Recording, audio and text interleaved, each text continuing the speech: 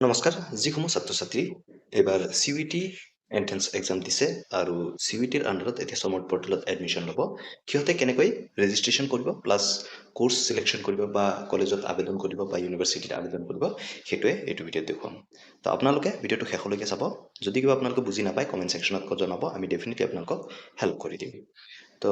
আপোনালোকে প্ৰথমে সমৰ্থ পৰ্টেলৰ অফিচিয়েল সাইটত গুচি যাব বা লিংক ডিছক্ৰিপশ্যন বক্সতো দিয়া আছে তাত ক্লিক কৰি আপোনালোকে এইটো সাইটত আহিব পাৰে যদি আপোনালোকে মোবাইলত কৰিছে তেনে ক্ষেত্ৰত আপোনালোকে হয়তো এই ৰেজিষ্টাৰ অপশ্যনটো নাপাব পাৰে তেনে ক্ষেত্ৰত মোৰত যাব মোৰত যেতিয়া ক্লিক কৰিব ক্লিক কৰাৰ লগে লগে কিন্তু আপোনালোকে ৰেজিষ্টাৰ অপশ্যন পাব তো ৰেজিষ্টাৰত আপোনালোকে ক্লিক কৰি দিব ক্লিক কৰি দিলে আপোনালোকে এনেকুৱা এখন ইণ্টাৰফেচ পাব তো প্ৰথমতে আপোনালোকৰ যি CUET এন্ট্ৰেন্স এক্সাম দিছে তাৰ যি এপ্লিকেশ্যন নম্বৰ হয় সেইটো প্ৰথম বক্সত দি দিব ছেকেণ্ড বক্সত আপোনালোকৰ যি এডমিটত ৰোল নম্বৰ আহিছে অৰ্থাৎ যি ৰোল নম্বৰ আছে CUETৰ সেই ৰোল নম্বৰটো আপোনালোকে ইয়াত দিব তাৰপিছত আপোনালোকৰ ফুল নেমটো দি দিব যেনেকৈ আপোনালোকৰ CUETত আছে অৰ্থাৎ CUETত আবেদন কৰোঁতে যেনেকৈ নামটো দিছে ঠিক তেনেদৰে আপোনালোকে ইয়াত আপোনালোকৰ ফুল নেমটো দি দিব তাৰপিছত আপোনালোকৰ ডেট অফ বাৰ্থটো CUET UGৰ কাৰণে যেনেকৈ দিছিলে সেইটো ইয়াত দি দিব তাৰপিছত ইয়াত আপোনাৰ ইমেইল এড্ৰেছটো লিখি দিব আৰু আপোনালোকৰ যি মোবাইল নম্বৰ হয় সেইটো ইয়াত দি দিব দি দিয়াৰ পিছত এই বক্সটো টিক কৰি কেপচাটো ইয়াত ভৰাই আপোনালোকে ৰেজিষ্টাৰত ক্লিক কৰি দিব তো ক্লিক কৰি দিলে আপোনালোকে এনেকুৱা এখন ইণ্টাৰফেচ পাব আপোনালোকৰ ইমেইলত এটা OTP আহিব সেই OTPটো ইয়াত ভৰাই দিব আৰু মোবাইলত এটা OTP আহিব সেইটো আপোনালোকে এইটো বক্সত ভৰাই দিব তাৰপিছত আপোনালোকৰ পাছৱৰ্ড এটা ছেট কৰিব লাগিব তো পাছৱৰ্ডটো আপোনালোকে ইয়াত দি দিব সেম পাছৱৰ্ড আপোনালোকে এই ৰি এণ্টাৰ পাছৱৰ্ডত দি এই কেপচাটো বক্সটোত ভৰাই দি আপোনালোকে ভেৰিফাই OTP ক্লিক কৰি দিব তো ক্লিক কৰি দিলে আপোনালোকৰ যি একাউণ্ট হয় সেইটো ভেৰিফাই হৈ যাব তাৰপিছত আপোনালোকে হোম পেজত গুচি আহিব তাৰপিছত লগইন যিটো অপশ্যন পাইছে লগইনত ক্লিক কৰি দিব লগইনত ক্লিক কৰি দিলে আপোনালোকে ইয়াত আপোনালোকৰ CUETৰ যি এপ্লিকেশ্যন নম্বৰ হয় সেইটো ইয়াত দিব লাগিব আৰু যি পাছৱৰ্ড আপুনি বৰ্তমানে ছেট কৰিছে অৰ্থাৎ এতিয়া বনাইছে সেই পাছৱৰ্ডটো ইয়াত দি কেপচা কোডটো ইয়াত ভৰাই দি লগইনত ক্লিক কৰি দিব তো ক্লিক কৰিলে আপোনাৰ এনেকুৱা এখন ইণ্টাৰফেচ দেখুৱাব আপোনাৰ প্ৰফাইলটো কমপ্লিট কৰিব লাগিব ছেকেণ্ড আপোনালোকে প্ৰগ্ৰাম চিলেক্ট কৰিব লাগিব তাৰে পিছত আপুনি ছাবমিট কৰিব লাগিব প্ৰফাইল কমপ্লিট কৰাৰ কাৰণে আপোনালোকে কি কৰিব লাগিব কমপ্লিট প্ৰফাইলত ক্লিক কৰি দিব নতুবা ইয়াতো আপোনালোকে ক্লিক কৰি দিব পাৰে তো কমপ্লিট প্ৰফাইলত ক্লিক কৰি দিব ক্লিক কৰি দিলে আপোনালোকে এনেকুৱা এখন ইণ্টাৰফেচ দেখুৱাব তো ইয়াত আপোনালোকৰ কিছুমান ইনফৰমেশ্যন দিব লাগিব প্ৰথমতে আপোনাৰ নামটো ওলাই থাকিব আপোনাৰ ডেট অফ বাৰ্থটো থাকিব আপোনাৰ জেণ্ডাৰটো ইয়াৰ পৰা বাছি ল'ব লাগিব এপ্লিকেণ্ট জেণ্ডাৰ তো আপোনাৰ যদি পুৰুষ হয় তেনে ক্ষেত্ৰত মেল দিব যদি মহিলা হয় ফিমেল দিব আৰু ট্ৰেন্সজেণ্ডাৰ হ'লে ট্ৰেন্সজেণ্ডাৰ দিব তো ইয়াত যিহেতু মেল হয় মই মেল দি দিলোঁ তাৰে পিছত আপোনালোকে কি কৰিব লাগিব ইয়াত ছ'চিয়েল কেটেগৰী এতিয়া আপোনাৰ কোনটো কাষ্টৰ হয় সেইটো আপোনালোকে ইয়াৰ পৰা বাছি দিব লাগিব যদি OBC হয় OBC দি দিব SC হ'লে SC ST হিলছ হ'লে হিলছ ST প্লেনছ হ'লে প্লেনছ EWS হ'লে EWS দি দিব তো কাষ্ট চিলেক্ট কৰি দিয়াৰ পিছত আপোনালোকে কি কৰিব লাগিব সাব কেটেগৰীটো চিলেক্ট কৰিব লাগিব তো সাব কেটেগৰী ধৰি লওক আপুনি OBC চিলেক্ট কৰি দিলে আৰু OBCৰ আণ্ডাৰতো সাব কেটেগৰী থাকে তো ইয়াৰ পৰা সাব কেটেগৰীকেইটা আপোনালোকে চিলেক্ট কৰিব লাগিব তো যদি কোচ ৰাজবংশী দি দিব আদাৰ্ছ হ'লে আদাৰ্ছ দি দিব ইয়াৰ পিছত আপুনি কি কৰিব লাগিব ইয়াত কেটেগৰী চাৰ্টিফিকেট নাম্বাৰটো দিব লাগিব অৰ্থাৎ আপোনাৰ কাষ্ট চাৰ্টিফিকেটৰ নাম্বাৰ দিব লাগিব আৰু ইয়াৰ পৰা আপুনি সেই চাৰ্টিফিকেটখন কেতিয়া ইস্যু কৰা হৈছে তো চাৰ্টিফিকেটত লিখা থাকে সেই ডেটটো ইয়াত চিলেক্ট কৰি দিব তো এইখিনি কৰি দিয়াৰ পিছত আপোনাৰ ইমেইল আইডিটো দি দিব আৰু অল্টাৰনেট ইমেইল আইডি যদি আপুনি দিব বিচাৰে আপুনি দিব পাৰে বা নিদিলেও একো কথা নাই ঠিক তেনেদৰে আপোনাৰ মোবাইল নাম্বাৰটো দিয়া থাকিব অল্টাৰনেট মোবাইল নাম্বাৰ আপুনি পেৰেণ্টছৰ বা গাৰ্জেনৰ যদি দিব বিচাৰে আপুনি দি দিব পাৰে তাৰে পিছত আপুনি কি কৰিব ব্লাড গ্ৰুপটো ইয়াৰ পৰা বাছি দিব আপোনাৰ যোনটো ব্লাড গ্ৰুপ হয় সেইটো আপুনি দি দিব do you have domicile of Assam তো ইয়াৰ পৰা আপুনি ইয়েছ দি দিব কাৰণ আপুনি অসমৰ বাসিন্দা হয় তো ইয়েছ বুলি দি দিব আৰু are you a citizen of India আপুনি ভাৰতীয় হয় সেয়েহে আপুনি ইয়েছ বুলি দি দিব এতিয়া আহিল ৰিলিজিয়ন তো ৰিলিজিয়নত আপুনি যদি হিন্দু হয় হিন্দু দি দিব ইছলাম হ'লে ইছলাম দি দিব খ্ৰীষ্টিয়ান হ'লে খ্ৰীষ্টিয়ান দি দিব আপুনি যোনটো ধৰ্মৰ হয় সেইটো আপুনি দি দিব তাৰে পিছত ইয়াত আহিল ID প্ৰুফ তো চিলেক্ট ID প্ৰুফ ক্লিক কৰি দিলে আপুনি বহুতকেইটা ডকুমেণ্টছ পাব PAN card school ID passport voter ID আপুনি যোনটো ডকুমেণ্ট দিব সেইটো আপুনি ইয়াৰ পৰা বাছি ল'ব যদি ৰেচন কাৰ্ডত ফটোগ্ৰাফ আছে আপুনি ৰেচন কাৰ্ডো দি দিব পাৰে কিন্তু ফটোগ্ৰাফ থাকিব লাগিব বেংক পাছবুকো আপুনি দিব পাৰে যদি বেংক পাছবুকত ফটো আছে তো আপুনি ড্ৰাইভিং লাইচেন্সো দিব পাৰে আৰু আদাৰ valid gov ID with photograph এইটো দিলে আপুনি ধৰি লওক আধাৰ কাৰ্ড দিব তেনে ক্ষেত্ৰত আপুনি Aadhaar valid government identity with photograph ইয়াত দিলে দি দিয়াৰ পিছত ID প্ৰুফ আদাৰ্ছ এতিয়া আপুনি কি ID প্ৰুফ দিব আদাৰ্ছৰ ভিতৰত তো আপুনি ইয়াত আধাৰ কাৰ্ড বুলি লিখি দিব বা আপুনি যদি ধৰি লওক পেন কাৰ্ড দিলে কিন্তু ইয়াত ডাইৰেক্ট আপুনি পেন কাৰ্ডৰ নাম্বাৰটোহে দিব লাগিব ইয়াত আপোনাৰ ID প্ৰুফ নম্বৰ য'ত আছে কাষতে তো ইয়াত আপুনি পেন কাৰ্ডৰ নাম্বাৰটো দি দিব আৰু যদি আধাৰ কাৰ্ড দিয়ে others valid government identity with photograph দি ইয়াত আপুনি লিখি দিব লাগিব আধাৰ কাৰ্ড বুলি লিখি দি ইয়াত ID প্ৰুফ নম্বৰ অৰ্থাৎ আপোনাৰ আধাৰ কাৰ্ডৰ নাম্বাৰটো দি দিব লাগিব ইয়াত ধৰি লওক মই লিখি দিওঁ আধাৰ কাৰ্ড লিখি দিলোঁ আৰু ইয়াত এতিয়া ID প্ৰুফ নম্বৰ দি দিয়াৰ পিছত তললৈ গ'লে আপোনালোকে ফেমিলি ডিটেইলছ ভৰাব লাগিব প্ৰথম মাদাৰ্ছ নেম তাৰপিছত আপুনি মাদাৰ্ছ অকুপেশ্যন যদি ধৰি লওক এগ্ৰিকালচাৰৰ লগত জড়িত হয় এগ্ৰিকালচাৰ দি দিব বিজনেছৰ লগত জড়িত হ'লে বিজনেছ দি দিব বা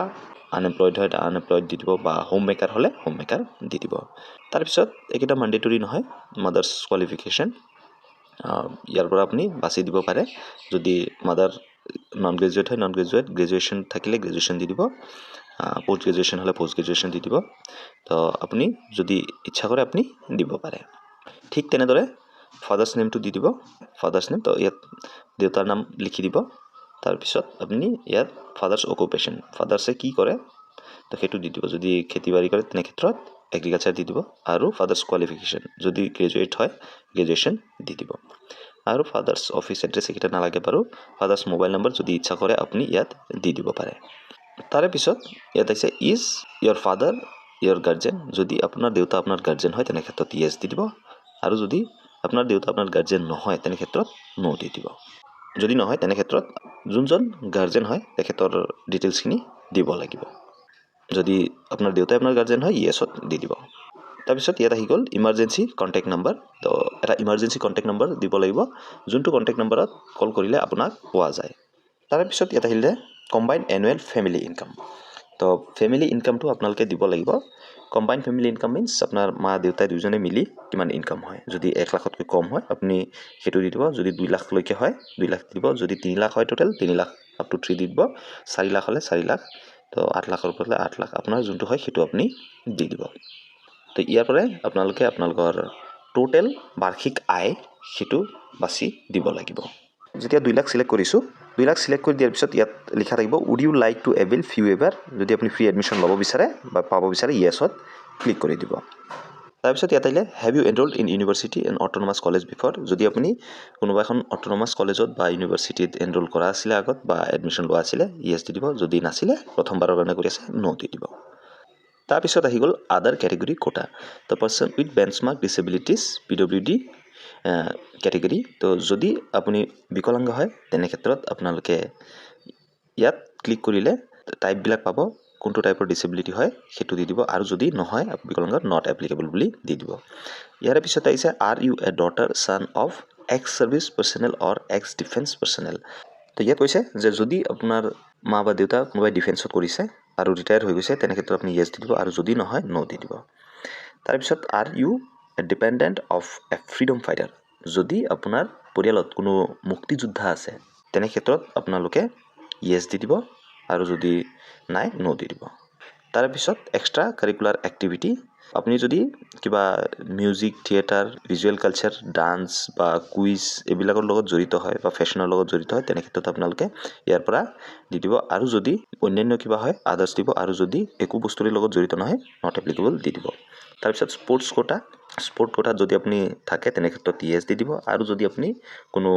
স্পৰ্টছৰ লগত জড়িত নহয় তেনে ক্ষেত্ৰত আপোনালোকে নো দি দিব তো এইখিনি দিয়াৰ পিছত আপোনালোকৰ এড্ৰেছ দিব লাগিব এড্ৰেছ লাইনত 1ত আপোনাৰ গাঁও দি দিব এড্ৰেছ লাইন 2ত আপোনাৰ পোষ্ট অফিচৰ নাম দিব তাৰে পিছত আপুনি ইয়াৰ পৰা আপোনাৰ কাণ্ট্ৰিটো বাছি ল'ব লাগিব অৰ্থাৎ আপোনাৰ দেশৰ নামটো ইয়াত আপুনি বাছি ল'ব ইণ্ডিয়া ইয়াৰ পৰা দি দিব তো ইয়াত ইণ্ডিয়া হয়তো ওপৰত আছে হয় ওপৰত আছে তো ইণ্ডিয়া দি দিলোঁ দি দিয়াৰ পিছত ইয়াত ষ্টেটটো ইয়াৰ পৰা বাছি ল'ম মই অসমৰ হয় তো আসাম দি দিম ইয়াৰ পিছত ডিষ্ট্ৰিক্টটো চিলেক্ট কৰিব লাগিব আপোনাৰ নিজৰ ডিষ্ট্ৰিক্টটো আপোনালোকে চিলেক্ট কৰি দিব ইয়াৰ পৰা মই নগাঁৱৰ হয় তো নগাঁও দি দিলোঁ ইয়াৰ পিছত ইয়াত পিনক'ডটো দি দিব লাগিব ইয়াত পুলিচ ষ্টেচন আৰু ইয়াত আপোনাৰ ব্লকৰ নামটো দি দিব লাগিব তো এড্ৰেছ লাইন 1ত ভিলেজ দি দিব এড্ৰেছ লাইন 2ত পোষ্ট অফিচৰ নামটো দি দিব তো দি দিয়াৰ পিছত আপোনালোকে এই যি কৰেছপণ্ডেণ্ট এড্ৰেছ দিলে অৰ্থাৎ আপোনাৰ যোগাযোগৰ যি এড্ৰেছটো দিলে এই কৰেছপণ্ডেণ্ট এড্ৰেছটো যদি আপোনাৰ স্থায়ী ঠিকনা হয় সেইটো এড্ৰেছেই আপোনাৰ স্থায়ী ঠিকনা তেনে ক্ষেত্ৰত এই চেকবক্সটো টিক কৰি দিব টিক কৰি দিলে আপুনি ওপৰত যি এড্ৰেছ ভৰাইছে সেইটো অট'মেটিকেলি এই তলত প্ৰেজেণ্ট এড্ৰেছত ফিল হৈ যাব আপোনালোকে বাৰে বাৰে ফিল কৰি থাকিব নালাগে তো এইখিনি ফিল কৰি দিয়াৰ পিছত আপুনি ছেভ এণ্ড নেক্সটত ক্লিক কৰি দিব তো ছেভ এণ্ড নেক্সটত ক্লিক কৰিলে এনেকুৱা এখন পপ আপ অ'পেন হৈ আহিব are U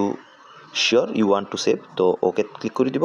save and নেক্সটত click কৰি দিয়াৰ পিছত আপুনি এনেকুৱা এখন ইণ্টাৰফেচ পাব অৰ্থাৎ আপোনাৰ প্ৰিভিউ পেজ পাব ইয়াত গোটেইখিনি ডিটেইলছ আপোনালোকে ভালকৈ চাই ল'ব তো ডিটেইলছখিনি চাই লোৱাৰ পিছত যদি কিবা আপডেট কৰিব লগা থাকে বা ঠিক কৰিব লগা থাকে আপডেট ডিটেইলছত ক্লিক কৰি ঠিক কৰিব পাৰে আৰু যদি গোটেই ঠিক আছে তেনে ক্ষেত্ৰত আপুনি প্ৰচিড টু নেক্সটত ক্লিক কৰি দিব তো প্ৰচিড টু নেক্সটত ক্লিক কৰি দিয়াৰ পিছত আপুনি এনেকুৱা এখন ইণ্টাৰফেচ পাব তো প্ৰথমতে ইয়াত দিয়া থাকিব do you have any illness which require continuous or emergency medical attention যদি আপোনাৰ এনেকুৱা কিবা বেমাৰ আছে যাৰ কাৰণে আপুনি ৰেগুলাৰ মেডিকেলত যাব লগা হ'ব পাৰে তেনে ক্ষেত্ৰত আপোনালোকে ইয়াৰ পৰা য়েছ দি দিব আৰু যদি নালাগে তেনে ক্ষেত্ৰত আপুনি নোট দি দিব তাৰপিছত ইয়াত আছে do you belong to Moran community of Assam যদি আপুনি অসমৰ মৰাণ কমিউনিটিৰ হয় বা মৰাণ কমিউনিটিৰ হয় তেনে ক্ষেত্ৰত য়েছ দি দিব আৰু যদি নহয় নোট দি দিব ইয়াৰ পিছত আহিছে are you a resident of fringe village of any institution where you intend to apply for admission তো আপুনি যোনখন কলেজত আবেদন কৰিব সেই কলেজত যদি ফ্ৰিঞ্চ ভিলেজৰ ভিতৰত পৰে আপুনি তেনে ক্ষেত্ৰত য়েছ দি দিব আৰু যদি নহয় নো দি দিব বহুতে হয়তো এই ফ্ৰিঞ্চ ভিলেজ ডেফিনেশ্যনটোক লৈ অকণ কনফিউজত থাকিব ফ্ৰিঞ্চ ভিলেজ কি হয় আপোনালোকক কৈ দিওঁ যে ধৰি লওক আপুনি নগাঁও কলেজত এডমিশ্যন ল'ম বুলি ভাবিছে আৰু নগাঁও কলেজতে যদি আপুনি এডমিশ্যন লয় আৰু নগাঁও কলেজৰ বাউণ্ডেৰীৰ ভিতৰত গাঁৱত থাকে বা ওচৰ চুবুৰীয়াৰ হয় তেনে ক্ষেত্ৰত সেইটো ফ্ৰিঞ্চ ভিলেজ বুলিও ধৰা হয় কেতিয়াবা কোনো ক্ষেত্ৰত যদি আপোনালোকে যোনখন কলেজত আবেদন কৰিব সেই কলেজৰ ফ্ৰিঞ্চ ভিলেজ এৰিয়াত যদি আপোনালোকে আছে তেনে ক্ষেত্ৰত য়েছ দি দিব আৰু যদি নহয় তেনে ক্ষেত্ৰত নো দি দিব তাৰপিছত আহিছে select the geography of your permanent residential location ইয়াত আপুনি কি কৰিব যদি আপুনি চহৰীয়া অঞ্চলত থাকে তেনে ক্ষেত্ৰত আপুনি আৰ্বান বুলি দি দিব আৰু যদি আপুনি গাঁও অঞ্চলত থাকে তেনে ক্ষেত্ৰত আপুনি ৰুৰেল দি দিব আৰু যদি আপোনাৰ থকা এৰিয়া চহৰতো নপৰে বা একেবাৰে গাঁৱতো নপৰে তেনে ক্ষেত্ৰত ছেমি আৰ্বান দি দিব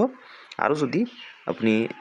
মেট্ৰপলিটেন চিটিত পৰে অসমত মেট্ৰপলিটেন চিটি বুলি ক'বলৈ গ'লে গুৱাহাটীয়ে পৰিব তো যদি আপুনি মেট্ৰপলিটেন চিটিত পৰে তেনে ক্ষেত্ৰত আপুনি মেট্ৰপলিটেন চিটি দি দিব তাৰে পিছত আপুনি ইয়াত চাব পাৰে যে আৰ ইউ ছান ডাটাৰ of present retired employee of university college তো আপোনাৰ পেৰেণ্টছ ইউনিভাৰ্চিটি বা কলেজৰ বৰ্তমানে কাম কৰি আছে বা ৰিটায়াৰ হৈ গৈছে তেনে ক্ষেত্ৰত আপুনি য়েছ ক্লিক কৰি দিব আৰু যদি নাই কৰা নোট ক্লিক কৰি দিব তাৰপিছত ইয়াত আহিছে do you have migration certificate যদি আপোনাৰ মাইগ্ৰেশ্যন চাৰ্টিফিকেট আছে য়েছ দি দিব যদি নাই নো দি দিব তাৰে পিছত ইয়াত আছে do you have a transfer certificate from your school college যদি আপোনাৰ ট্ৰান্সফাৰ চাৰ্টিফিকেট আছে আপোনাৰ কলেজ বা স্কুলৰ পৰা দিয়া তেনে ক্ষেত্ৰত আপোনালোকে চিলেক্টত ক্লিক কৰি য়েছ দি দিব যদি আছে আৰু যদি নাই নো দি দিব ইয়াৰ পিছত আহিছে candidates having NCC B C certificate যদি আপোনাৰ NCC B বা C চাৰ্টিফিকেট আছে য়েছ দি দিব আৰু যদি নাই নো দি দিব ইয়াৰ পিছত আহিছে have you attended any special camp under the NSSৰ আণ্ডাৰত যদি কিবা কেম্প এটেণ্ড কৰিছে স্পেচিয়েল কেম্প তেনে ক্ষেত্ৰত আপোনালোকে ইয়াত য়েছ দি দিব আৰু যদি নাই কৰা নো দি দিব ইয়াৰ পিছত আহিছে লেংগুৱেজ তো হিন্দী যদি আপোনালোকে পঢ়িব জানে টিক কৰি দিব লিখিব জানিলে ইয়াত টিক কৰি দিব আৰু যদি ক'বও জানে ইয়াত টিক কৰি দিব ইংলিছটো তেনেদৰে আপুনি যদি পঢ়িব জানে টিক কৰি দিব লিখিব জানিলেও টিক কৰি দিব আৰু ক'ব জানিলেও টিক কৰি দিব তাৰপিছত আছামিজটো ঠিক তেনেদৰে পঢ়িব জানিলে লিখিব জানিলে আৰু ক'বও জানিলে এইকেইটা বক্সত টিক কৰি দিব আৰু ইয়াৰ উপৰিও যদি আপোনালোকে বেলেগ লেংগুৱেজ জানে ধৰি লওক আপুনি বেংগলী জানে তো বেংগলী লিখি দিব লিখি দি আপুনি পঢ়িবও জানে যদি লিখিবও জানে আৰু যদি ক'বও জানে এইকেইটা টিক কৰি আপুনি ছেভ এণ্ড নেক্সটত ক্লিক কৰি দিব তো ছেভ এণ্ড নেক্সটত ক্লিক কৰি দিলে প্ৰিভিউ পেজখন এনেকৈ অ'পেন হৈ আহিব তাৰপিছত আপুনি চাব চেক কৰি চাব যদি গোটেইকেইটা ডিটেইলছ আপোনাৰ ঠিকে আছে তেনে ক্ষেত্ৰত আপুনি প্ৰচিড টু নেক্সটত ক্লিক কৰি দিব লাগিব আৰু যদি কিবা ভুল আছে আপডেট কৰি ল'ব তো প্ৰচিড টু নেক্সটত ক্লিক কৰি দিয়াৰ পিছত এতিয়া আহি গ'ল ডকুমেণ্টছ আপোনালোকৰ ডকুমেণ্টছ আপলোড কৰিব লাগিব ফটো আপলোড কৰিব লাগিব ছিগনেচাৰ আপলোড কৰিব লাগিব তাৰে পিছত কৈছে যে file size of the digital photo must B 10 KB to 1 MB তো মেক্সিমাম 1 MB হ'ব পাৰিব আৰু ডকুমেণ্টছ বা চাৰ্টিফিকেট মাৰ্কশ্বিটৰ ক্ষেত্ৰত আপোনালোকে মেক্সিমাম 1 MB লৈকে আপলোড কৰিব পাৰিব তো ইয়াত ফটো আপুনি দিব লাগিব তো ফটো চিলেক্ট ফাইলত ক্লিক কৰিলে আপোনাৰ ফল্ডাৰৰ পৰা বা আপোনাৰ নিজৰ মোবাইলৰ পৰাই ফটোটো আপলোড কৰিব লাগিব তো এনেকুৱাকৈ ফল্ডাৰ অ'পেন হৈ আহিব আপুনি ফাইলটো চিলেক্ট কৰি ল'ব আপোনাৰ মোবাইলৰ পৰাই মই যিহেতু ডেস্কটপত কৰি আছোঁ ঠিক তেনেদৰে আপুনি ছিগনেচাৰটো এনেকৈ কৰিব বা ইয়াত OBC কেটেগৰী চাৰ্টিফিকেট আছে তো OBC কাষ্ট চাৰ্টিফিকেট আপুনি দি দিব আৰু ID প্ৰুফৰ ক্ষেত্ৰত আপুনি হয়তো ধৰি লওক আধাৰ কাৰ্ড দি দিব নেক্সট আহিছে domicile certificate in case of Aadhaar card address section must be visible তো ডমিচিল চাৰ্টিফিকেট ইয়াত আপুনি আপোনাৰ আধাৰ কাৰ্ডখনো দিব পাৰে কিন্তু আধাৰ কাৰ্ডৰ যি এড্ৰেছ হয় সেইটো যেন ক্লিয়াৰ হয় বা ভিজিবল হয় সেইটো তেনেকৈ দিব লাগিব তো আপুনি দুইখনতে আধাৰ কাৰ্ডো দিব পাৰে চ' ডমিচিল চাৰ্টিফিকেটৰ এই ছেকশ্যনটোত কিন্তু আপোনালোকে আধাৰ কাৰ্ডটো যদিও দিয়ে অকল ফ্ৰণ্ট পেজটো দিলে নহ'ব বেক পেজটো কিন্তু দিব লাগিব যেন এড্ৰেছকেইটা ক্লিয়াৰলি দেখা পায়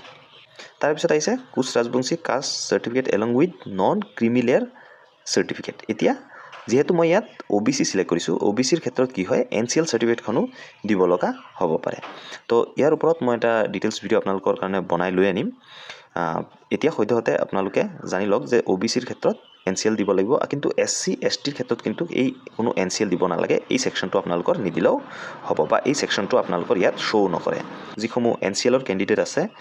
অৰ্থাৎ OBCৰ কেণ্ডিডেট হয় সিহঁতে যদি NCL হয় NCL চাৰ্টিফিকেট ইয়াত আপলোড কৰিব লাগিব অৰ্থাৎ NCL চাৰ্টিফিকেটখন আপলোড কৰিব লাগিব তো NCLৰ পৰিৱৰ্তে আপোনালোকে কি আপলোড কৰিব পাৰিব মই আপোনালোকক নেক্সট ভিডিঅ'ত ডিছকাছ কৰিম তাৰ কাৰণে চেনেলটো ছাবস্ক্ৰাইব কৰি থ'ব আৰু এতিয়া আহোঁ শেষৰটোলৈ যে ration card with clearly visible details of beneficiary তো ৰেচন কাৰ্ডত ফ্ৰণ্ট পেজটো আৰু বেনিফিচিয়াৰীৰ নাম অৰ্থাৎ পৰিয়ালৰ সদস্যসমূহৰ নাম থকা পেজটো আপোনালোকে স্কেন কৰি বা ফটো মাৰি ইয়াত আপলোড কৰিব পাৰিব তো গোটেইখিনি ডিটেইলছ আপলোড কৰি দিয়াৰ পিছত প্ৰিভিউ ইয়ৰ প্ৰফাইলত ক্লিক কৰি দিব তো ফাইনেল প্ৰিভিউ এনেকুৱাকৈ আহি যাব আপোনালোকে চাব পাৰে ইয়াত গোটেইখিনি ডিটেইলছ যিকেইটা আপোনালোকে এতিয়ালৈকে ভৰালে গোটেইকেইটা ডিটেইলছ ইয়াত আহি যাব আপোনালোকে চাই ল'ব মিলাই যে গোটেইকেইটা ডিটেইলছ ঠিকে আছে নে নাই আপোনাৰ ফটো ডকুমেণ্টছ যিবিলাক আপলোড কৰিছে সেইবিলাকো আহি যাব যদি কিবা কাৰেকশ্যন কৰা থাকে আপোনালোকে এডিটত গৈ আপোনালোকে কাৰেক্ট কৰিব পাৰিব আপোনালোকে চাব পাৰে আপোনালোকৰ যিখিনি ডিটেইলছ আছে গোটেইখিনি কিন্তু ইয়াত থাকিব আপোনাৰ যদি প্ৰফাইলত কিবা কাৰেক্ট কৰিব লগা থাকে আপোনালোকে এই এডিট বাটনত ক্লিক কৰি আপোনালোকে এতিয়াও কাৰেক্ট কৰিব পাৰে ঠিক তেনেদৰে আপোনালোকে বাকীকেইটা ছেকশ্যনো কাৰেক্ট কৰি ল'ব পাৰে যদি গোটেইকেইটা ডিটেইলছ ঠিকে আছে আপুনি এই চেক বক্সটোত টিক কৰি দিব টিক কৰি দিয়াৰ পিছত যদি আপুনি CSCত কৰিছে এপ্লাই তেনে ক্ষেত্ৰত আপোনালোকে য়েছত ক্লিক কৰি দিব আৰু যদি আপুনি নিজে কৰিছে নোট ক্লিক কৰি দিব তো যিহেতু আপুনি নিজে কৰিছে তো নোট টিক কৰি দি আপুনি কি কৰিব লাগিব কনফাৰ্ম এণ্ড লগ যিটো অপশ্যন দেখা পাব ইয়াত ক্লিক কৰি দিব ক্লিক কৰিলে এনেকুৱাকৈ পপ আপ আপুনি অ'কেত ক্লিক কৰি দিব ক্লিক কৰি দিলে প্ৰথমতে আপোনালোকে কি পাব এনেকুৱা দুটা অপশ্যন পাব অনলাইন আৰু কেছ তো ইয়াত কৈছে কি যে আপোনালোকে যেতিয়া এডমিশ্যন ল'ব যাব যেতিয়া আপোনালোকে এডমিশ্যনৰ অফাৰ পাব অনলাইনৰ থ্ৰুদি পে' কৰিব নে কেছ দি পে' কৰিব যদি আপোনালোকে ভাবে যে আপোনালোকে যেতিয়া এডমিশ্যন অফাৰ পাব তেতিয়া যি কলেজৰ ফি হয় সেইটো আপোনালোকে অনলাইনত পে' কৰিব তেনে ক্ষেত্ৰত আপোনালোকে অনলাইন চিলেক্ট কৰিব অনলাইনত আপোনালোকে UPI দিও কৰিব পাৰে বা UPI QR দিও কৰিব পাৰে নেট বেংকিং দিও কৰিব পাৰে ক্ৰেডিট কাৰ্ড ডেবিট কাৰ্ড দিও কৰিব পাৰে আৰু যদি ভাবে যে আপোনালোকৰ যেতিয়া এডমিশ্যন অফাৰ আহিব আপোনালোকে কলেজত গৈ কেছ দি এডমিশ্যন ল'ব তেনে ক্ষেত্ৰত আপোনালোকে এই কেছ চিলেক্ট কৰিব তাৰপিছত আপোনালোকে সেভত ক্লিক কৰি দিব তো মই যেহেতু কেছ দি কৰিম সেয়ে কেছ সিলেক্ট কৰি দিলোঁ আৰু সেভত ক্লিক কৰি দিম আপোনালোকে যদি ভাবে যে আপোনালোকে অনলাইনত কৰিব তেনে ক্ষেত্ৰত আপোনালোকে অনলাইন সিলেক্ট কৰি ল'ব তাৰপিছত সেভত ক্লিক কৰি দিব তো মই কেছ সিলেক্ট কৰি সেভত ক্লিক কৰি দিলোঁ তো ক্লিক কৰি দিয়াৰ পিছত এনেকুৱাকৈ ইণ্টাৰফেচ আহি গৈছে ইয়াৰ পিছত আপোনালোকে কি কৰিব ইয়াত এপ্লাই নাও যিটো অপশ্যন দেখা পাইছে ইয়াত ক্লিক কৰি দিব তো ক্লিক কৰি দিলে আপোনালোকে চাব পাৰে এনেকুৱাকৈ ইণ্টাৰফেচ আহি গৈছে প্ৰথমতে আপোনালোকে এডমিশ্যন মোডটো সিলেক্ট কৰিব লাগিব তো ইয়াত যেতিয়া ক্লিক কৰি দিব CUET আৰু নন CUET দুটা অপশ্যন পাব আপোনালোকে CUET সিলেক্ট কৰি দিব তাৰপিছত ইউনিভাৰ্চিটি আপোনালোকে সিলেক্ট কৰিব ইয়াত কথাটো হ'ল কি যে আপোনালোকে কোনোবা এখন কলেজত যদি পঢ়ে সেই কলেজখন কোন ইউনিভাৰ্চিটিৰ আণ্ডাৰত আছে সেইটো ইউনিভাৰ্চিটিহে আপুনি সিলেক্ট কৰিব তো ধৰি লওক মই ৰহা কলেজত এডমিশ্যন ল'ম কিন্তু ৰহা কলেজ আছে গুৱাহাটী ইউনিভাৰ্চিটিৰ আণ্ডাৰত সেয়েহে মই ইয়াত প্ৰথমতে গুৱাহাটী ইউনিভাৰ্চিটি সিলেক্ট কৰিম তাৰপিছত ইয়াত আহিছে college department in university campus তো ইয়াত ক্লিক কৰি দিম ক্লিক কৰি দিলে ইয়াত যি কলেজৰ নাম হয় য'ত আপোনালোকে পঢ়িব সেই কলেজৰ নাম সাৰ্চ কৰি দিব সাৰ্চ কৰি দিলে ইয়াত আপোনালোকে চাব পাৰে যে ৰহা কলেজ আহি গৈছে তো ৰহা কলেজ সিলেক্ট কৰি দিলোঁ আপোনালোকৰ নিজৰ কলেজ আপোনালোকে সিলেক্ট কৰিব এই ইউনিভাৰ্চিটি ছেকশ্যনটোত আপোনালোকৰ কলেজখন কোন ইউনিভাৰ্চিটিৰ আণ্ডাৰত আছে সেইটোহে ইয়াত ইউনিভাৰ্চিটি ছেকশ্যনত সিলেক্ট কৰিব আৰু কলেজ বা ডিপাৰ্টমেণ্ট যিটো অপশ্যন দেখা পাইছে ইয়াত আপোনালোকে সেই ইউনিভাৰ্চিটিৰ যোনখন কলেজত আপোনালোকে পঢ়িব সেই কলেজ ইয়াত সিলেক্ট কৰিব তাৰে পিছত আপোনালোকে কি কৰিব তললৈ যাব প্ৰগ্ৰাম লেভেল তো ইয়াত কি কৰিব আপোনালোকে ক্লিক কৰি দিলে আপুনি কোনটো লেভেলৰ প্ৰগ্ৰামত এনৰোল হ'ব অৰ্থাৎ আপোনালোকে কিহত এডমিশ্যন ল'ব তো যিহেতু আপোনালোকে বেচেলৰ ডিগ্ৰীৰ কাৰণে এডমিশ্যন ল'ব অৰ্থাৎ ইউজি কোৰ্চৰ কাৰণে তেনে ক্ষেত্ৰত আপোনালোকে বেচেলৰ সিলেক্ট কৰি দিব ইয়াৰ পিছত স্কিম টাইপ ইয়াত কি স্কিম হ'ব ক্লিক কৰি দিলে আপোনালোকে চাব পাৰে যে NEP national education policy stream আৰু national education policy discipline specific তো যদি আপুনি ষ্ট্ৰীম ক্লিক কৰে ষ্ট্ৰীম ক্লিক কৰিলে আপোনালোকে ইয়াত BA BCom আৰু BSc পাব আৰু যদি আপোনালোকে নন ডিসিপ্লিন স্পেচিফিক সিলেক্ট কৰে তেনে ক্ষেত্ৰত আপোনালোকৰ কলেজত যদি তেনেকুৱা কোৰ্স আছে আহি যাব তো মই ষ্ট্ৰীমত সিলেক্ট কৰিম অৰ্থাৎ BSc এডমিশ্যন ল'ম তো তেনে ক্ষেত্ৰত মই বেচেলৰ অফ সায়েন্সটো সিলেক্ট কৰি দিলোঁ তো ইমানখিনি কৰি দিয়াৰ পিছত তলত ইয়াত চেক বক্স দেখা পাব ইয়াত ক্লিক কৰি দিব ক্লিক কৰি দি আপুনি প্ৰসিডত ক্লিক কৰি দিব তো প্ৰসিডত ক্লিক কৰি দিলে এনেকুৱা ইন্টাৰফেস পাব অৰ্থাৎ আপুনি যদি মেজৰ ল'ব বিচাৰে তেনে ক্ষেত্ৰত আপোনালোকে ওপৰটো ক্লিক কৰিব আৰু যদি আপোনালোকে মেজৰ ল'ব নিবিচাৰে অকল জেনেৰেল কোৰ্স কৰিব বিচাৰে তেনে ক্ষেত্ৰত আপোনালোকে 2 মাইনৰ সিলেক্ট কৰি দিব ইয়াত খেলিমেলি নকৰিব আপোনালোকে যদি আপোনালোকে মেজৰ ল'ব বিচাৰে তেনে ক্ষেত্ৰত ওপৰটো সিলেক্ট কৰিব অৰ্থাৎ 1 মেজৰ 1 মাইনৰ আৰু যদি আপোনালোকে জেনেৰেল কোৰ্স কৰিব বিচাৰে মেজৰ ল'ব নিবিচাৰে তেনে ক্ষেত্ৰত 2 মাইনৰ সিলেক্ট কৰি দিব তো সিলেক্ট কৰি দিয়াৰ পিছত আপোনালোকে এনেকুৱাকে গ্ৰুপ পাব তো গ্ৰুপটো আপোনালোকে সিলেক্ট কৰি পিছত কোনটো গ্ৰুপৰ পৰা আপুনি সাবজেক্টটো বাছিব তো ইয়াৰ পৰা ধৰি লওক আপুনি সায়েন্স বায়োলজিক্যাল গ্ৰুপৰ পৰা আপুনি সিলেক্ট কৰিব বা এন্থ্ৰোপলজি ইয়াত ক্লিক কৰি দিলে ক্লিক কৰি দিয়াৰ পিছত সাবজেক্ট 1 টো ইয়াৰ ভিতৰত যদি আপুনি বটানী লয় বটানী সিলেক্ট কৰিব জুলজি ললে জুলজি সিলেক্ট কৰিব বা এন্থ্ৰোপলজি ললে এন্থ্ৰোপলজি সিলেক্ট কৰিব আপোনালোকৰ কলেজত যিমানখিনি কোৰ্স আছে সেইকিটা ইয়াত আহি যাব যোনখন কলেজত আপোনালোকে এডমিশ্যন ল'ব বিচাৰে সেই কলেজৰ ওপৰত ভিত্তি কৰি ইয়াত কোৰ্সৰ নামসমূহ আহিব আপোনালোকৰ যদি সাবজেক্টটো ইয়াত পোৱা নাই তেনে ক্ষেত্ৰত আপোনালোকে ইয়াত গ্ৰুপটো চেঞ্জ কৰি দিব ধৰি লওক আপুনি ফিজিক্যাল সায়েন্সত ফিজিক্স ল'ব বিচাৰে তেনে ক্ষেত্ৰত আপুনি ফিজিক্যাল সায়েন্সত গৈ ইয়াত যেতিয়া ক্লিক কৰিব সাবজেক্ট 1 আহি যাব আপোনালোকে চাব পাৰে ফিজিক্স কেমিষ্ট্ৰি ম্যাথমেটিক্স আহি গৈছে তো মই যেহেতু বটনীত ল'ম সাবজেক্ট 1 তো মই বটনী সিলেক্ট কৰি দিলো ইয়াত সাবজেক্ট 1 যেটো হ'ব সেইটো কিন্তু মেজৰ হ'ব যদি আপুনি 1 মেজৰ 1 মাইনৰ সিলেক্ট কৰিছে আৰু যদি 2 মাইনৰ সিলেক্ট কৰে তেনে ক্ষেত্ৰত কিন্তু দুইটা সাবজেক্টে জেনেৰেল কোৰ্সৰ কাৰণে হ'ব যদি আপুনি 1 মেজৰ 1 মাইনৰ দিয়ে তেনে ক্ষেত্ৰত প্ৰথম সাবজেক্টটো সদায় মেজৰৰ কাৰণে হ'ব মই বটানীত মেজৰৰ কাৰণে আবেদন কৰি আছো তো মই বটানী সিলেক্ট কৰি দিলো এতিয়া দ্বিতীয় সাবজেক্টটো মই কি সিলেক্ট কৰিম এটা মাইনৰ হ'ব বা জেনেৰেল সাবজেক্ট হ'ব সেয়ে মই ইয়াৰ পৰা আকৌ বাছি লম যে বায়োলজিক্যাল সায়েন্স এণ্ড এন্থ্ৰোপলজি তো এতিয়া ধৰি লওক মই সাবজেক্টটো জুলজি ল'ম তো ইয়াৰ পৰা জুলজি বাছি দিম বাছি দিয়াৰ পিছত প্ৰসিডত ক্লিক কৰি দিম ইয়াত এটা কথা কৈছে যে আপোনালোকে সেম গ্ৰুপৰ পৰা দুটা সাবজেক্ট ল'ব নোৱাৰিব আপোনালোকে যদি ইয়াত বটনী লৈছে তেনে ক্ষেত্ৰত আপোনালোকে বেলেগ এটা গ্ৰুপৰ পৰা ল'ব লাগিব ধৰি লওক যদি মই কেমিষ্ট্ৰি ল'ব বিচাৰো তেনে ক্ষেত্ৰত ইয়াৰ পৰা ফিজিক্যাল সায়েন্স সিলেক্ট কৰি কেমিষ্ট্ৰি সিলেক্ট কৰি দিলো প্ৰসিডত ক্লিক কৰি দিম তো আপোনালোকে চাব পাৰে যে মই দুটা কোৰ্স সিলেক্ট কৰি দিলো প্ৰথম কোৰ্সটো হ'ল বটানী অৰ্থাৎ যেটো মোৰ মেজৰ হ'ব আৰু দ্বিতীয় কোৰ্সটো কেমিষ্ট্ৰি ললো যেটো মোৰ মাইনৰ হ'ব আপোনালোকে সেম গ্ৰুপৰ পৰা পঢ়িব নোৱাৰিব অৰ্থাৎ একে গ্ৰুপৰ পৰা দুটা সাবজেক্ট আপোনালোকে ল'ব নোৱাৰিব ইয়াৰ পিছত তললৈ আহিব তললৈ আহাৰ পিছত ইয়াত নেক্সট বাটন দেখা পাব ক্লিক কৰি দিব তো ক্লিক কৰি দিলে আপোনাৰ পাৰ্সোনাল ডিটেইলছ আহি যাব যিখিনি আপোনালোকে ৰেজিষ্ট্ৰেচন কৰোতে কৰিছিলে তাৰ পিছত আপোনালোকে নেক্সটত ক্লিক কৰি দিব নেক্সটত ক্লিক কৰি দিয়াৰ পিছত ইয়াত আপোনালোকে চাব পাৰে যে ক্ৰাইটেৰিয়া দিয়া আছে যেহেতু আপুনি মেজৰ বটনী আৰু পাছ কোৰ্স কেমিষ্ট্ৰিত লৈছে তেনে ক্ষেত্ৰত আপোনাৰ বায়োলজি আৰু কেমিষ্ট্ৰিটো 12ত থাকিব লাগিব তো যেহেতু মোৰ 12ত বায়োলজি আৰু কেমিষ্ট্ৰি দুইটাই আছে মই ইয়াত টিক কৰি দিম টিক কৰি দিয়াৰ পিছত তললৈ গুচি যাম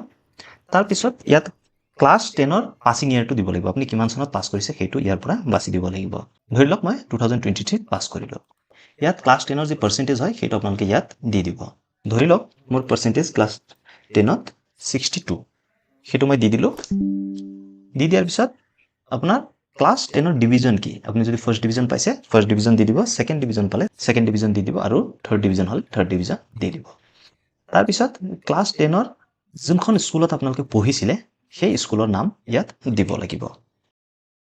তো মই দি দিলো স্কুলৰ নাম আৰু ইয়াত ক্লাছ 10ৰ বোৰ্ড আপুনি কোনটো বোৰ্ডৰ পৰা পাছ কৰিছিলে যদি ধৰি লওক আপুনি সেৱা বোৰ্ডৰ পৰা পাছ কৰিছিলে তেনে ক্ষেত্ৰত আপোনালোকে secondary education board of Assam select কৰি দিব লাগিব আৰু যদি আপোনালোকে CBSE বোৰ্ডৰ পৰা পাছ কৰিছিলে তেনে ক্ষেত্ৰত আপোনালোকে central board of secondary education select কৰি দিব লাগিব তো যেহেতু মই সেৱা বোৰ্ডৰ পৰা পাছ কৰিছো তো তেনে ক্ষেত্ৰত মই সেকেন্ডাৰী এডুকেশ্যন বোৰ্ড সিলেক্ট কৰি দিম ইয়াৰ পিছত আহিব যে ক্লাছ 10ত আপোনালোকৰ কি কি সাবজেক্ট আছিল মোৰ ধৰি লওক Assamese English general science social science general mathematics আৰু হিন্দী আছিল তো ছাবজেক্ট কেইটা মই দি দিলোঁ দি দিয়াৰ পিছত কি কৰিব লাগিব ইয়াত আকৌ 12ৰ ডিটেইলছ দিব লাগিব তো 12ৰ কোৱালিফিকেশ্যন ষ্টেটাছটো আপোনালোকে ইয়াত দিব লাগিব আপুনি পাছ কৰিছে নে নাই তো যদি আপোনাৰ ৰিজাল্ট এতিয়ালৈকে দিয়াই নাই তেনে ক্ষেত্ৰত আপোনালোকে এৱেইটেড দিব পাৰে বা এপেয়াৰিং দিব পাৰে বা এপেয়াৰ্ড দিব পাৰে আৰু যদি অলৰেডি ৰিজাল্ট ডিক্লেয়াৰ হৈ গৈছে তেনে ক্ষেত্ৰত আপোনালোকে পাছ দি দিয়ক তাৰপিছত 12ৰ পাছিং ইয়াৰটো আপোনালোকে দিব লাগিব মই 2025ত পাছ কৰিছোঁ তো মই ইয়াত 2025 দি দিম দি দিয়াৰ পিছত কি কৰিব লাগিব আপোনালোকে যদি 2026ত পাছ কৰিছে 2026 দি দিব আৰু ইয়াৰ পিছত ক্লাছ 12ৰ ইউনিভাৰ্চিটি বা বৰ্ডৰ নামটো দিব লাগিব যেহেতু মই Assam higher secondary education council অৰ্থাৎ AHSCCৰ পৰা পাছ কৰিছোঁ তেনে ক্ষেত্ৰত মই Assam higher secondary education council তো এইখিনিতে এটা কথা হ'ল যে আগতে Assam higher secondary education council আছিলে কিন্তু বৰ্তমান ইয়াৰ নাম চেঞ্জ কৰি দিয়া গৈছে আপোনালোকে চাব পাৰে Assam higher secondary education council তো ইয়াত Assam state school education board এইটোহে আপোনালোকে চিলেক্ট কৰিব লাগিব যিহেতু AHSCC নাম চেঞ্জ কৰি দিয়া গৈছে সেয়েহে আপোনালোকে এইটো চিলেক্ট কৰি দিব তাৰপিছত ক্লাছ 12ৰ ৰেজিষ্ট্ৰেশ্যন নাম্বাৰটো ইয়াত দি দিব আৰু ক্লাছ 12ৰ ৰোল নাম্বাৰটো ইয়াত দি দিব দি দিয়াৰ পিছত আপোনালোকে আপোনাৰ যি ক্লাছ 12ত যি ডিভিজন পাইছিলে সেইটো ইয়াৰ পৰা দি দিব ধৰি লওক আপুনি ফাৰ্ষ্ট ডিভিজন পাইছিলে ফাৰ্ষ্ট ডিভিজন দি দিলে তাৰপিছত ইয়াত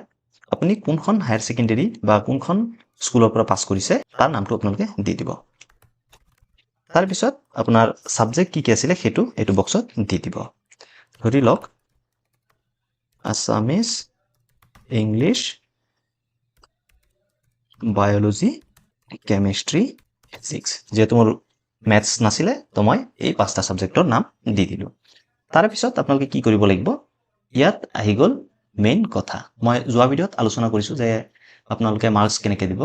তো প্ৰথমতে আপোনালোকে কি কৰিব ইয়াত 12ৰ মাৰ্কছখিনি দিব লাগিব প্ৰথম ছাবজেক্টটো আপোনালোকে ইয়াৰ পৰা চিলেক্ট কৰিব আৰু এই ছাবজেক্টটো চিলেক্ট কৰোঁতে সদায় সাৱধান হ'ব আপোনালোকে বহুতে এই ভুলটো কৰে যে আছামিজ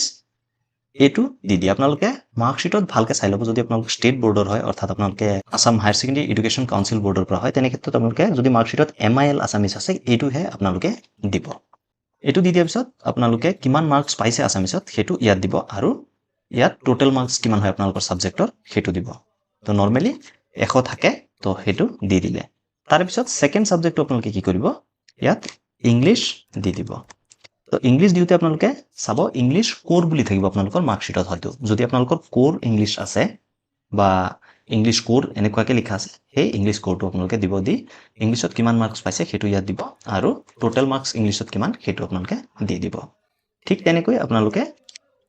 বাকী ছাবজেক্ট কেইটাও দি দিব বায়'লজিত যিমান পাইছোঁ সেইটো ইয়াত দি দিম আপোনালোকৰ এডুকেশ্যন হ'ব পাৰে হিষ্ট্ৰী হ'ব পাৰে তো এনেকুৱাকৈ আপোনালোকে দি দিব আপোনালোকৰ একেবাৰে 4th ছাবজেক্টটো লাষ্টত অপশ্যনত ৰাখিব মই যিহেতু কৈছোঁ যে যদি আপোনালোকে 4th ছাবজেক্টত মেজৰ ল'ব নিবিচাৰে বা 4th ছাবজেক্টটো আপোনালোকে ইউজিত নিবিচাৰে তেনে ক্ষেত্ৰত 4th ছাবজেক্টটো দিয়াৰ দৰকাৰ নাই আপোনালোকে 5টা ছাবজেক্টে দিব যিহেতু আসাম হায়াৰ ছেকেণ্ডাৰী এডুকেশ্যন কাউন্সিলৰ মতে 5টা ছাবজেক্ট কনচিডাৰ কৰা হয় অৰ্থাৎ টোটেল 500 মাৰ্কছৰ ভিতৰত কনচিডাৰ কৰা হয় সেয়েহে আপোনালোকে 5টা ছাবজেক্টে দি দিব যদি আপোনালোকে ইউজিত সেই 4th ছাবজেক্টটো ল'ব নিবিচাৰে যদি আপোনালোকে ল'ব বিচাৰে তেনে ক্ষেত্ৰত আপোনালোকে দি দিব পাৰে কাৰণ কলেজত আপোনালোকৰ মাৰ্কশ্বিট আকৌ চেক কৰা যাব তো ইয়াত মই বাকীখিনি ছাবজেক্ট দি দিওঁ তো এতিয়া ইয়াত মাৰ্কছখিনি দি দিম ইয়াত চাব পাৰে টোটেল মাৰ্কছ ইমান এতিয়া যদি মই ইয়াত মাৰ্কছখিনি ভৰাই দিওঁ পাৰ্চেণ্টেজ ইয়াত আহি যাব তো এই মাৰ্কছখিনি ভৰাই দিয়াৰ পিছত আপোনালোকে চাব পাৰে মোৰ পাৰ্চেণ্টেজ ইয়াত আহি গৈছে ছাবমিট কৰাৰ আগত আপোনালোকে এই বক্সটোত টিক কৰি দিব যদি গোটেইখিনি ঠিকে আছে তাৰপিছত আপুনি ছেভ এণ্ড নেক্সটত ক্লিক কৰি দিব তো এতিয়া মই গোটেইখিনি ডিটেইলছ ভৰাই দিলোঁ ভৰাই দি এতিয়া এই বক্সটোত টিক কৰি দিম টিক কৰি ছেভ এণ্ড নেক্সটত ক্লিক কৰি দিম তো ক্লিক কৰি দিলে আপোনাৰ একাডেমিক ডিটেইলছ ছেভ হৈ গৈছে এতিয়া আপুনি এবাৰ প্ৰিভিউ কৰি চাব গোটেইখিনি ডিটেইলছ আপোনালোকে চেক কৰি চাব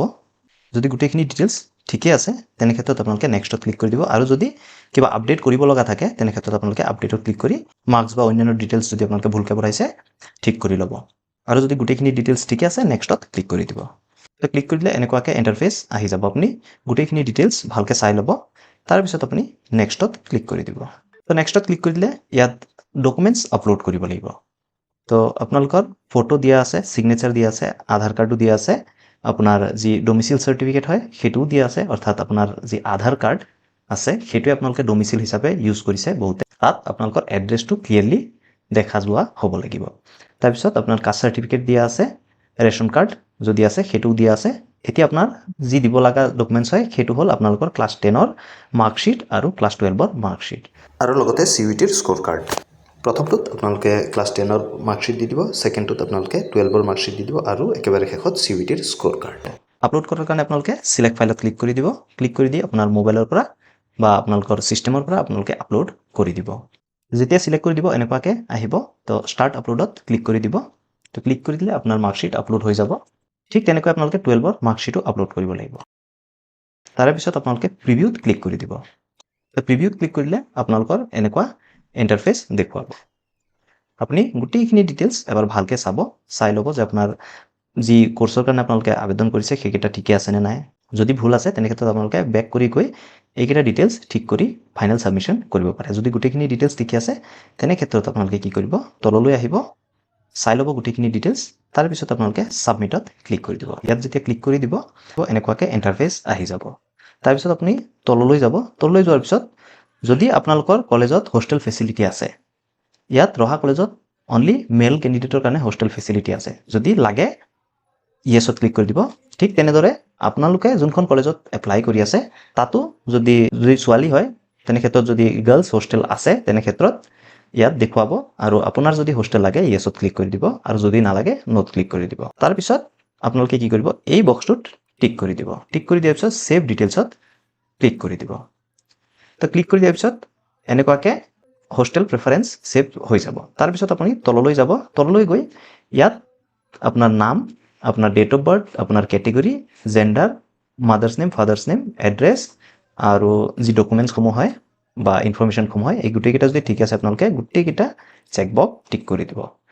টিক কৰাৰ আগত এবাৰ ভালকৈ চাই ল'ব যে গোটেইখিনি ডিটেইলছ ঠিককৈ ভৰাইছে নে নাই। গোটেইখিনি টিক কৰি দিয়াৰ পিছত এই ডিক্লেৰেশ্যনটো টিক কৰি দিব লাগিব। তাৰপিছত আপোনালোকে যদি CSCৰ পৰা কৰিছে তেনে ক্ষেত্ৰত আপোনালোকে ইয়েছত দিব, আৰু যদি আপোনালোকে নিজেই কৰিছে, মই জনামতে আপোনালোকে যিহেতু এই ভিডিঅ' চাই কৰিব তেনে ক্ষেত্ৰত আপোনালোকে নিজেই কৰিব পাৰিব। সেয়েহে আপোনালোকে এইটো নোট ৰাখি ছাবমিট এপ্লিকেশ্যনত ক্লিক কৰি দিব। তো ক্লিক কৰি দিলে আপোনাৰ যি এপ্লিকেশ্যন হয় সেইটো ছাবমিট হৈ গৈছে। মই যিহেতু দুটা এপ্লিকেশ্যন ছাবমিট কৰিছোঁ সেয়েহে ইয়াত টোটেল এপ্লিকেশ্যন 2 দেখুৱাইছে। আপুনি যদি তললৈ যায় তেনে ক্ষেত্ৰত আপোনাৰ যি এপ্লিকেশ্যনসমূহ হয় সেইসমূহ ইয়াত দেখুৱাব। ইয়াত চাব পাৰে এইটো এটা এপ্লিকেশ্যন আৰু এইটো এটা এপ্লিকেশ্যন। আপোনালোকে যিমানটা এপ্লাই কৰে সিমানটা তলত দেখুৱাব। আৰু যদি আপোনালোকে এই এপ্লিকেশ্যনখন প্ৰিণ্ট কৰিব বিচাৰে আপোনালোকে প্ৰিণ্ট ফৰ্মত ক্লিক কৰি প্ৰিণ্ট কৰিব পাৰে। আৰু যদি বেলেগ বেলেগ কলেজত এপ্লাই কৰিব বিচাৰে তেনে ক্ষেত্ৰত আপোনালোকে এপ্লাই নাওত ক্লিক কৰি নতুনকৈ এপ্লাই কৰিব পাৰিব। সেই একে প্ৰচেছ ফ'ল' কৰি আপোনালোকে এপ্লাই কৰি দিব পাৰিব। আৰু যদি আপোনালোকে এপ্লিকেশ্যন ফৰ্মকেইখন প্ৰিণ্ট কৰিব বিচাৰে প্ৰিণ্ট ফৰ্মত ক্লিক কৰি দিব। ক্লিক কৰি দিলে এনেকুৱাকৈ আহি যাব। তাৰপিছত আপোনালোকে এইটো প্ৰিণ্ট কৰি উলিয়াই থ'ব পাৰে। পৰ্টেলত এইটো থাকিব, আপোনালোকে যিকোনো টাইমতে প্ৰিণ্ট কৰি ওলাব পাৰে। আশা কৰোঁ ভিডিঅ'টো ভাল লাগিল। যদি ভাল লাগিল লাইক এটা কৰি দিব, চেনেলত নতুন হ'লে ছাবস্ক্ৰাইব কৰি দিব, লগতে বেল আইকনো দবাই দিব। ধন্যবাদ। জয় অসম।